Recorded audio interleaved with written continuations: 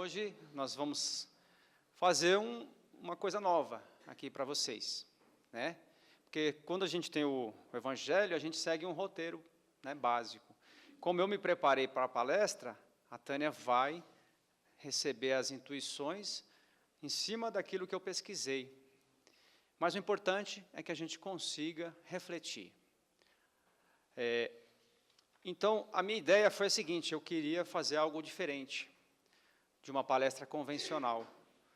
Minha ideia era fazer, então, uma DR espiritual.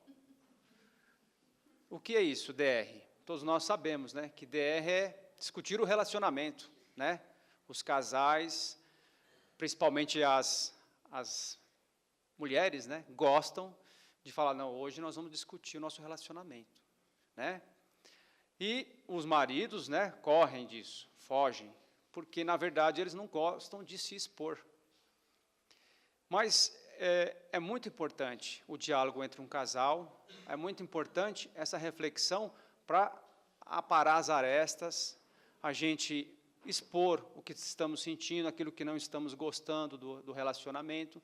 Então, eu considero que o DR é muito importante, né? Então, eu quis fazer esse trocadilho e fazer essa DR espiritual, discutir o relacionamento espiritual. Como nós estamos em relação à nossa busca espiritual. Porque nós estamos aqui numa casa espírita, né?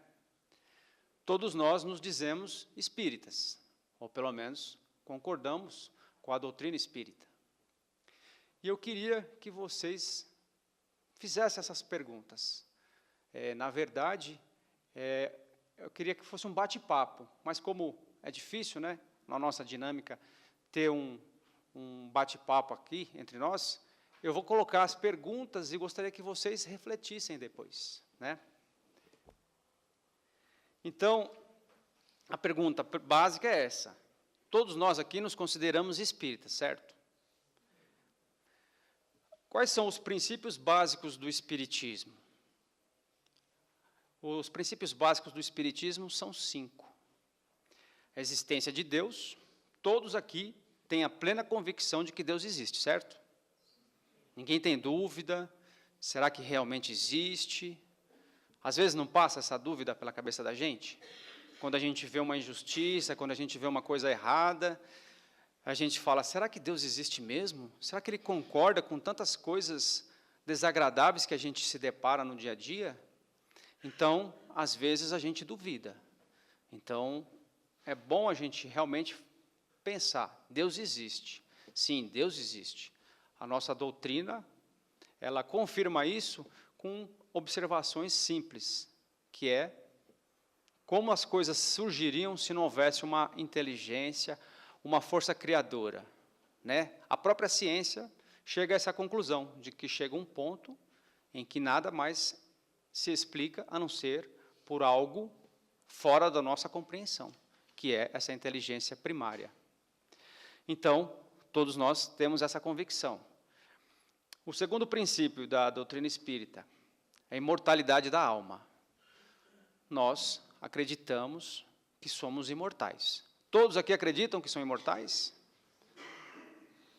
Será que somos mesmo? Por que temos tanto medo de morrer? Alguém tem dúvida sobre isso? Então, porque, na verdade, todo mundo sabe que é imortal, mas tem um medo danado de ficar doente, de perder a saúde, de ser atropelado, enfim, de perder a vida. Por que será que nós temos tanto medo se a doutrina espírita explica que nós somos imortais? Então, outra reflexão. Terceiro ponto, pluralidade das existências. O que significa isso? A reencarnação. Ou seja, nós não vivemos só uma vez. Nós temos diversas oportunidades de aprendizado, de crescimento, e cada existência nossa é um personagem que nós vestimos, como se nós fôssemos atores de novela. E, nessa novela, ou seja, nessa vida, eu sou o personagem Heraldo. Na outra, eu posso ter sido o João, ou até a Maria, porque, na verdade, a doutrina explica que o espírito não tem sexo. Então, são uma infinidade de coisas que a gente acredita, vê, mas a gente tem aquela dúvida, a gente às vezes não consegue digerir isso direitinho, né? Essa é a terceira. Alguém tem dúvida em relação a isso? A reencarnação? Todos acreditam? Certo. Bom, o quarto pilar da doutrina espírita seria a pluralidade dos mundos habitados. Ou seja, nós não somos exclusivamente oriundos da Terra. Nós podemos ter vindo de outras orbes. E também não vamos ficar só na Terra. A gente também pode ir para outro planeta. Aí agora a coisa pega um pouco, né? Será realmente que existe vida em outros planetas? Será que eu vou para outro planeta quando eu desencarnar? Ou será que eu vim de Marte? Ou de Júpiter? Eu tenho lido, né, procurado ler bastante, e tem um livro chamado A Vida no Planeta Marte, de um espírito bem conhecido, e às vezes não muito agradável a alguns espíritas, que é o Ramatiz. Ele fala que no planeta Marte a vida é mais avançada do que aqui, que lá eles já estão numa escala superior à nossa. Eles já têm essas dúvidas que eu estou colocando aqui para vocês, para eles seriam inaceitáveis, porque eles têm a certeza da vida após morte, eles sabem que existe a reencarnação, inclusive, quando vai haver o desencarne, eles já combinam aonde vão nascer na próxima encarnação. Combinam com os próprios pais.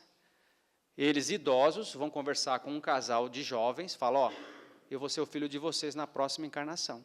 E para eles é natural isso. Então, existe um progresso nesse sentido, que eles não têm mais receios nenhum de que vão morrer, porque eles sabem que não existe a morte, que é apenas uma passagem, são transições, fases em que a gente vive algumas experiências e precisa retornar. Quando? Até quando isso? A doutrina, novamente, nos explica que, quando nós atingirmos um estágio em que não precisemos mais passar pelas experiências materiais, a gente não volta mais a reencarnar. E viveremos apenas como espíritos. Então, essa é outra maravilha que a doutrina nos traz. E a última pilar da doutrina, que é fundamental, que faz com que nós estejamos aqui, é a comunicabilidade dos espíritos. Ou seja, como eu tenho certeza que eu vou existir depois que eu morro? Como eu tenho certeza que eu já vivi antes, se não houver alguém que me dê essa certeza? A gente fala assim, para as pessoas que não acreditam, né, no espiritismo, como você pode provar que os espíritos existem? Alguém já voltou da morte para contar? Já voltou, gente? Já. Nós estamos aqui repleto de amigos espirituais nos contando que a morte não existe. Agora, a gente quer o quê? Que alguém volte em carne e osso, né? Para falar para a gente, olha, a morte não existe. Até hoje nós só sabemos de um ser que voltou e se materializou entre nós, que foi o nosso Mestre Jesus. Ele foi aquele que nos trouxe a certeza da vida após morte. Só que muitos não compreenderam isso. Mas, enfim, nós sabemos, então, que a doutrina espírita nos traz essas cinco pilares. Vou repetir: a existência de Deus, imortalidade da alma, pluralidade das existências, pluralidade dos mundos habitados e a comunicação com os espíritos. A comunicação com os espíritos, eu acho que ela é a mais importante para nós, por quê? Ela nos traz essas revelações, essas informações de que continuamos. E nós temos aqui, na nossa pátria abençoada, o exemplo do Chico, né, nosso querido Chico, que trouxe consolação para milhares de mães, centenas de milhares de mães que sofreram ao perder os seus entes queridos, seus filhinhos. E ele trazia provas concretas de que a criança, o filho, estava bem, estava vivo. Explica o porquê do desencarne. Então, são provas irrecusáveis que nos traz a certeza de que a gente pode se comunicar com os nossos entes queridos. Então, essas são as 5 principais bases da doutrina espírita que eu gostaria que vocês refletissem e pensassem. O porquê que eu estou na doutrina espírita. E se eu realmente acredito em tudo isso aqui. Porque uma coisa é a gente aceitar, outra é a gente vivenciar essas questões. Agora vou pedir para a Tânia continuar, ela vai falar aqui do tríplice aspecto do espiritismo. Por que o espiritismo é diferente das outras religiões? O que ele nos traz de novo? Porque religiões nós temos milhares, centenas, e muitas foram até negativas do ponto de vista do progresso das civilizações, né? Nós temos aí a Igreja Católica, que ficou por muitos anos, na época medieval, atrapalhando o nosso progresso. E chega a doutrina espírita com um novo viés. Iniciar esse novo tópico aqui, né? Ele falou ali da pluralidade dos mundos habitados. Vocês acreditam em ET? Às vezes, quando a gente fala ET, né? Nossa! Extraterrestres, né? O que são, na verdade, ETs? Pode ser nós um dia lá na frente, tá?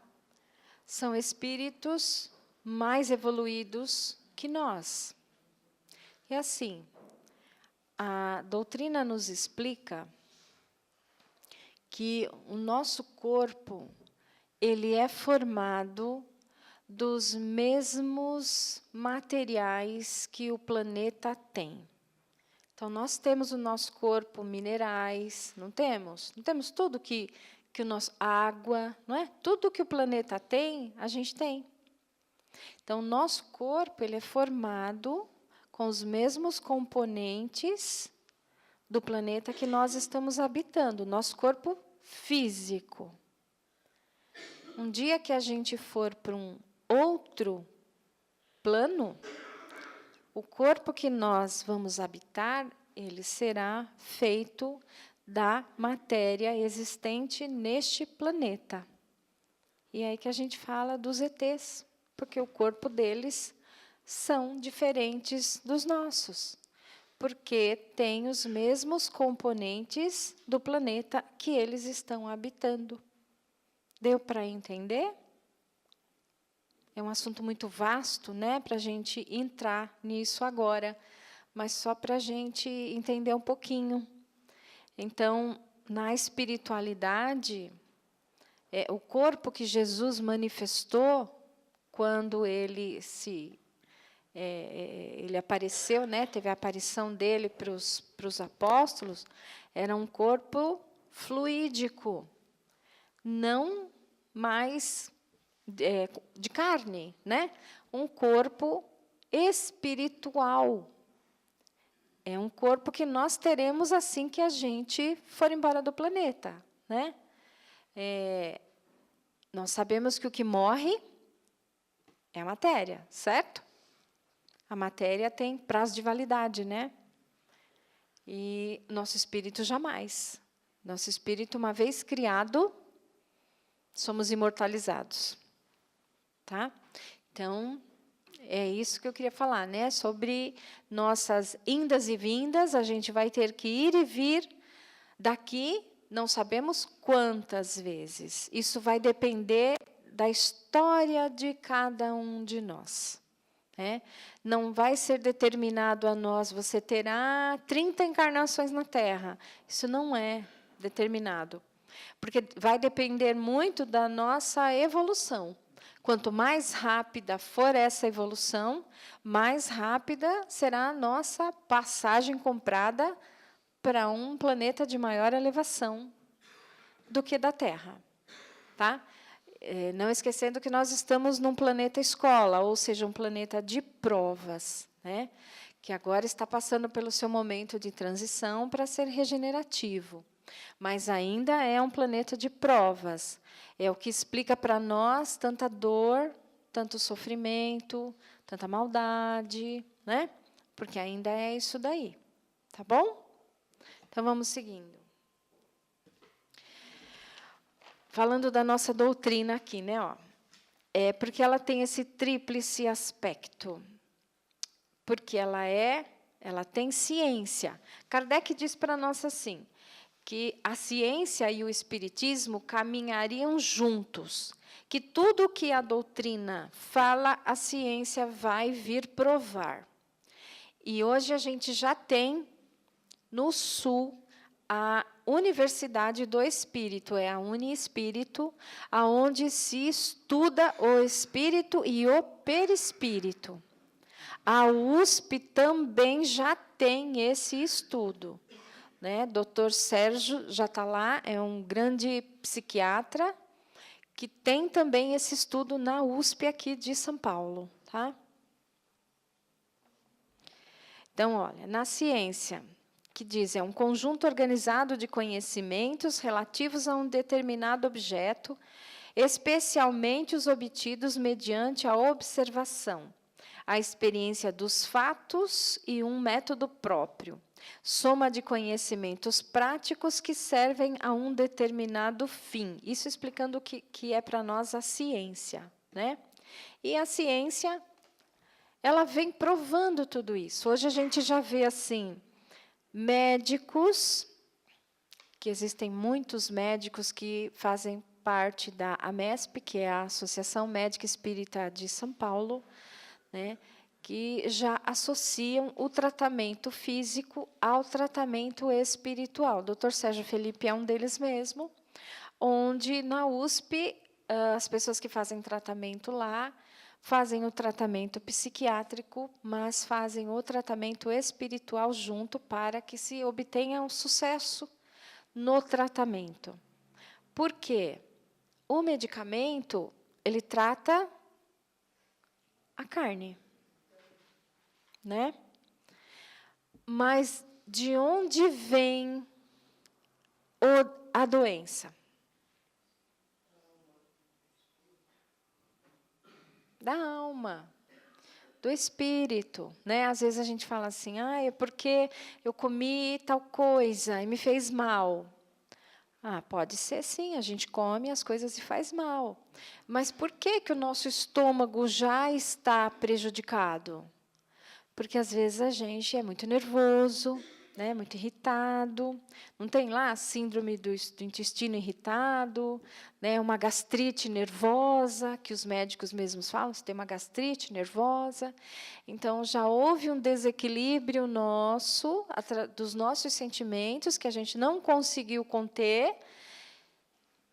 Na defesa, nosso corpo, através da nossa mente, fabrica hormônios, tudo nocivo, joga na nossa corrente sanguínea e a gente vai fabricando veneno e bebendo. Fabricando veneno e bebendo. E, com isso, às vezes a gente, né, se alimenta de alguma coisa que realmente cai ali, já está danificado, vai fazer mal. A nossa justificativa sempre é, comi aquilo, nossa, aquela feijoada estava tão boa, mas, nossa, me fez um mal. Na verdade, não faz, né? O alimento não fez um mal. É que nós já não estamos bem, porque talvez estamos passando por um processo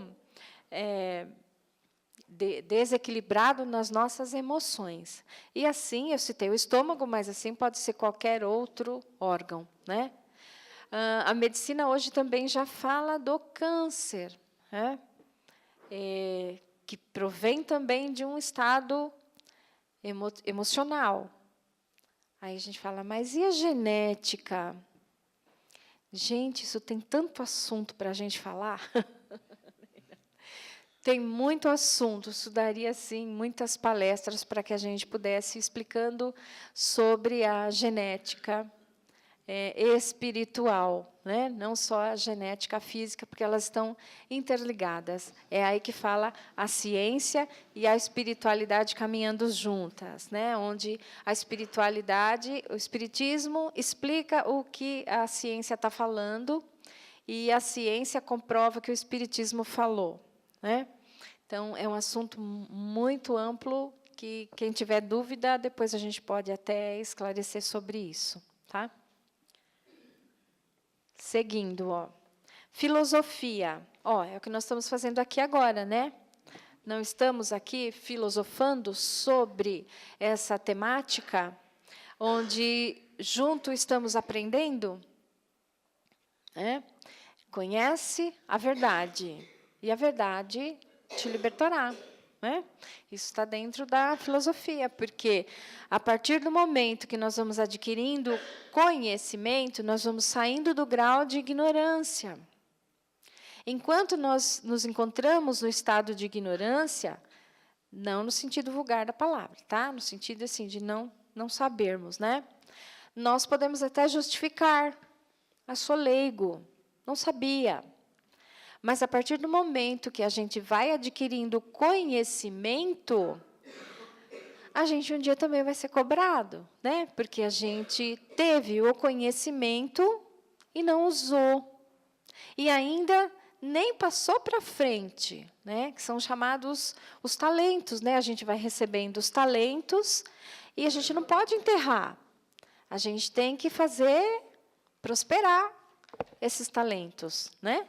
Passando, assim como estamos fazendo, né? Aprendemos dentro da doutrina, através dos estudos, estamos passando para vocês, e vocês, numa conversa com amigos, vão repassando, e um vai passando para o outro, e assim vamos, né?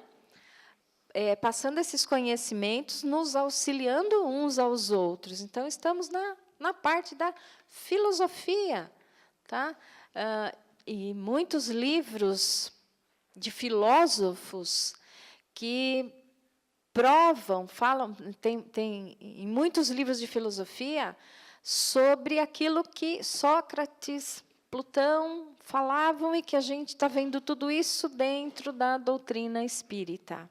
Tá? A religião, então, da filosofia está escrito aqui, né? Estudo que se caracteriza pela intenção de ampliar incessantemente a compreensão de realidade, no sentido de aprendê-la na sua totalidade, quer pela busca de realidade capaz de abranger todas as outras, ou quer pela definição de instrumento capaz de aprender a realidade, o pensamento, tornando-se homem tema inevitável de consideração. Então, é o que nós estávamos fazendo. E a religião, né? Crença na existência de uma força ou forças sobrenaturais consideradas como criadoras do universo e que, como tal, devem ser adoradas e obedecidas. Qualquer filiação a um sistema específico de pensamento ou crença que envolve uma posição filosófica, ética, metafísica, o modo de pensar e agir e princípios. Então, isso o Heraldo foi buscar essas definições aqui no nosso pai lá, né, no Aurélio. Tá? E, então, a doutrina ela tem esse tríplice aspecto. Então, como a gente falou, a ciência, né, onde a gente tem ali a associação das duas, as provas de uma para com a outra. A gente tem a filosofia, que é o modo da gente estudar e divulgar. E temos aí a religião, que faz o quê? Que nos religa, né, a Deus, que nos aproxima, da qual também nós buscamos o estudo, nós buscamos por essa aproximação com esse ser maior, né, que uns podem chamar de Deus, outros chamar de luz, de força, seja lá qual for o nome que nós dermos para ele. Jeová, né, como chamam os nossos irmãos aí, de fé. Independente do que for, ele é um só. né? É o nosso Criador. Então, quando pensamos nele, às vezes a nossa pequenez ainda nos faz imaginar, né, um senhor de barba branca, idoso, um velhinho, né? Assim é Deus, né? Mas isso é pela nossa pequenez ainda, né? Porque Deus não tem a forma de um homem, né? É uma luz muito grande, é uma força, e ainda inexplicável a nós, porque ainda somos pequenos, no sentido do conhecimento. Ainda, pelo nosso grau de evolução, ainda não temos condição de compreender a grandeza dele. Mas, um dia, compreenderemos. Né?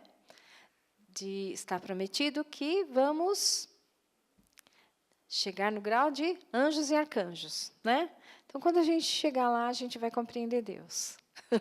Enquanto isso, nós vamos procurando buscar os conhecimentos, vamos praticando as leis dele, para que a gente possa evoluir. E a gente só evolui mediante as provas, né? Quando pedimos, ai, Senhor, dai-me paciência. Para desenvolver a paciência, você tem que ter uma situação para desenvolver ela, não é? Ai, Senhor, me dá força. Não me dá não, senão eu arrebento alguém.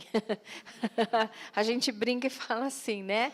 Mas a força que a gente pede para Ele é a sabedoria, né? A gente tem que pedir muito a Deus a sabedoria, para que a gente seja conduzida de uma melhor maneira para a solução dos nossos desafios. E são eles, os desafios, os problemas, as preocupações e tudo aquilo que a gente passa que faz a gente crescer, tá?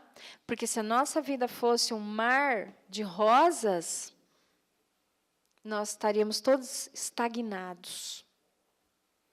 Como iríamos crescer? Jamais, né? Então, as dificuldades fazem parte desse mundo que nós estamos vivendo, tá? Então, assim, que nenhum de nós se revolte, né, e fala assim para Deus que, puxa, por que eu estou passando por tudo isso? Porque tudo isso, às vezes, é necessário para o nosso crescimento. E a gente sempre acreditar que tudo passa na vida, né? Nada vem para ficar, tá? Bom, depois de tudo que a Tânia falou, e você vê, a gente se encontrou aqui, hein? Nem precisava de papel nenhum para a Tânia, porque ela já destrincha tudo. Mas, assim, depois de tudo que nós vimos, a gente acaba tendo mais certeza de que estamos dentro de uma filosofia que nos traz muitas explicações, que nos revela praticamente tudo que precisamos saber. Tira todas as nossas dúvidas, todos aqueles questionamentos que a gente faz, da onde vim, por que estou aqui, para onde vou, a doutrina espírita nos esclarece. E ainda para corroborar essa ideia, ela traz a seguinte mensagem. Se vocês estudarem os livros de Kardec, vocês vão ver que o Espiritismo, a doutrina espírita, seria a terceira revelação, né? Ou o Consolador prometido. Porque Jesus, quando nos deixou, ele disse que mandaria, né, um Consolador para ficar entre nós e revelar tudo aquilo que ele ainda não podia nos trazer, porque a gente não tinha ainda entendimento, não tínhamos compreensão de tudo. Então, ele falava através de parábolas, através de fábulas, mas ele falou que enviaria o Consolador que nos restituiria tudo aquilo que ele disse e, além disso, ia nos explicar tudo aquilo que nós não podíamos entender ainda na época. Então, aqui diz, o Espiritismo vem, no tempo marcado, cumprir a promessa do Cristo. O Espírito de verdade preside a sua instituição. Chama os homens à observância da lei e ensina todas as coisas em fazendo compreender o que o Cristo não disse senão por parábolas. O Cristo disse que ouçam os que têm ouvidos de ouvir. O Espiritismo vem abrir os olhos e os ouvidos, porque fala sem figuras e sem alegorias. Ele ergue o véu deixado propositadamente sobre certos mistérios. Vem, enfim, trazer uma suprema consolação aos deserdados da terra e a todos aqueles que sofrem, dando uma causa justa e um fim útil a todas as dores. Então, isso aqui está no livro Evangelho segundo o Espiritismo, na página 97. Então, vocês veem que Kardec, ele usou, então, da moral cristã para trazer para nós a certeza de que nós temos que caminhar com Cristo. Na época que Kardec fez a codificação, ele foi muito criticado, e até hoje ainda é criticado por algumas vertentes do kardecismo que são mais científicas. Por quê? Porque ele se utilizou da vertente religiosa. Então, até o momento que ele estava estudando os fenômenos, estudando a parte científica e até filosófica da doutrina, ele tinha bastante aceitação. Quando ele começou a falar da parte moral, usando o cristianismo, usando a moral cristã, ele foi rejeitado. Inclusive, na França, onde nasceu o kardecismo, são poucos os adeptos. O Brasil é o país que mais tem espíritas do mundo. Aqui ele teve um terreno fértil para proliferar, porque nós somos uma cultura miscigenada e tivemos bastante influência dos cultos afro-brasileiros, de toda a espiritualidade, do espiritualismo até das vertentes africanas. Então, aqui, junto com a nossa religiosidade, houve um crescimento muito maior. Mas o que Kardec queria ao utilizar a moral cristã? Na verdade, ele só quis fazer o quê? Mostrar que a revelação, a terceira revelação, que é o kardecismo, ele trazia a proposta de Jesus, que é o quê? Que nós todos somos irmãos, todos nós devemos nos amar. Então, não adianta a gente ter a certeza de certas coisas se a gente não conseguir colocar isso em prática. Então, a ideia da nossa palestra de hoje é fazer essa reflexão, essa DR, discutir a nossa relação com Deus, como nós estamos com Deus. Nós queremos mesmo ser espíritas? Nós queremos mesmo acreditar na reencarnação? Se nós temos essas convicções, vamos tentar sofrer menos, vamos tentar diminuir a nossa ansiedade para com as coisas, porque nós estamos vivendo num mundo que a ansiedade é o mal do século, né? As pessoas estão pensando sempre no que vai fazer amanhã e tem medo de morrer. Não é um paradoxo isso aí? O número de suicídios tem aumentado vertiginosamente e até crianças estão sendo levadas a pôr o término das suas vidas. Isso é falta de amor, é falta de fé. Então, a nossa doutrina, ela trazendo todas essas respostas, faz com que nós não podemos mais alegar desconhecimento e nem fugir às nossas responsabilidades. Porque se nós temos essa certeza, nós temos que agir diferente. Nós temos que ser o exemplo, temos que mostrar que realmente acreditamos em tudo isso. Senão nós estaremos aqui apenas sendo mais uma religião que vem todo dia tomar a hóstia espiritual que é o passe.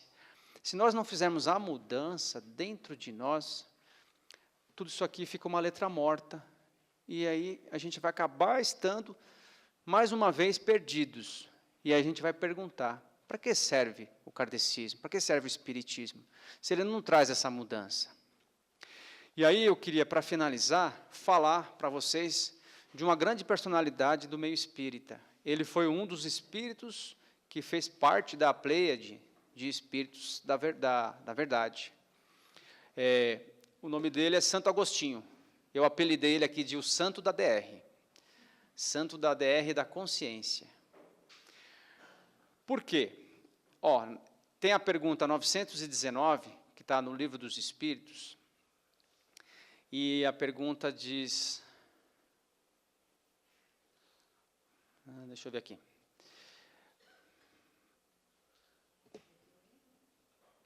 Aqui não está... Olha, eu peguei, mas não peguei a pergunta. Mas assim, ó, o tema que foi tratado nessa pergunta era como a gente fazer para nos melhorarmos. Aí a resposta foi dada pelo Santo Agostinho, né? E a resposta era o seguinte: onde está escritas as leis de Deus? Na consciência.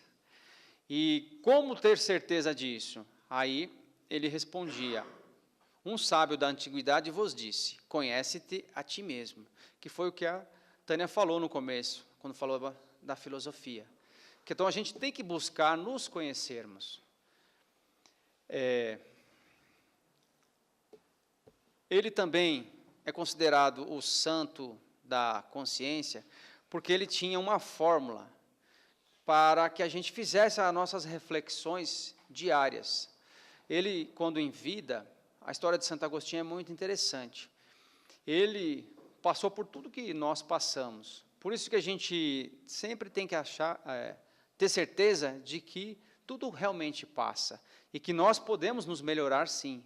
Antes dele ser Santo Agostinho, ele foi uma pessoa como nós, teve vícios, foi um devasso, teve filhos, fez muitas coisas erradas. E a mãe dele era cristã e o pai era romano, e eles tinham dificuldade de relacionamentos. E ela, querendo que o filho não seguisse os passos do pai, enviou ele para Roma, para que ele pudesse controlar ele lá. Só que ele deu um jeito de despistar a mãe e foi sozinho para Roma. E em Roma ele teve a vida que ele quis. Até que um belo dia ele conheceu os escritos de um outro mártir, de um outro ícone da cristandade, que foi o Paulo de Tarso. E ele era uma pessoa culta e começou a ler esses escritos e ficou fascinado pela filosofia e pela transformação que o Paulo passou. E resolveu ele também fazer essa transformação interior. Então, ele tinha uma máxima. Todo dia, ao dormir, ele refletia naquilo que ele tinha feito. E ele pensava naquilo que ele podia melhorar, para no dia seguinte não repetir os mesmos erros. Então, essa é a mensagem que eu queria deixar para vocês, final. A DR espiritual, todo dia, façamos a nossa reflexão. O que queremos como espíritas? Vamos realmente ser diferentes. Vamos fazer essa reforma íntima, que tão pregada, tão apregoada nos nossos meios. Mas tem que ser sincera, tem que ser de coração. Porque senão a gente vai ficar aqui só derrapando. E o nosso objetivo é um dia sermos anjos. Eu sei, todos nós seremos, porque é o plano de Deus, e Deus não erra jamais. Então, todos vocês aqui, todos serão anjos. Agora, a diferença é o tempo que isso vai levar. Se vocês quiserem ser anjos mais rápido, façam essas mudanças mais rápido.